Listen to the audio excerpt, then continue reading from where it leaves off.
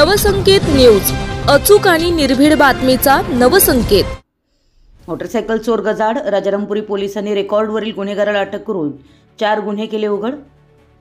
उजळाईवाडी इथं राहणारे सुशील जवळगेकर हे व्हीटी पाटील भवन राजारामपुरी इथं नोकरी करतात।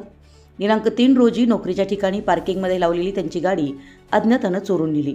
या घटनेची तक्रार फिर्यादी यांनी राजारामपुरी पोलीस ठाण्यात दाखल केली होती।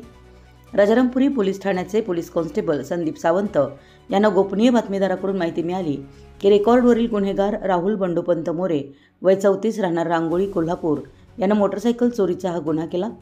मिळालेल्या माहितीनुसार पोलीस पथकानं रांगोळी गावातून राहुल मोरे याला अटक केली।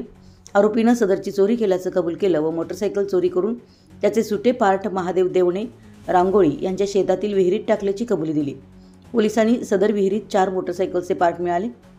या सुट्या पार्ट्सची चौकशी केली असता सर्व मोटरसायकल ह्या आरोपीने चोरून सुटे पार्ट विहिरीत टाकल्याची कबुली दिली आहे। यावरून सदलगा पोलीस ठाणे, कर्नाटक, सांगली ग्रामीण पोलीस ठाणे व विश्रामबाग पोलीस ठाणे यामध्ये दाखल गुन्ह्यांचा तपास लागला। या गुन्ह्यांचा पुढील तपास पोलीस हेड कॉन्स्टेबल संदीप निळपणकर हे करत आहेत।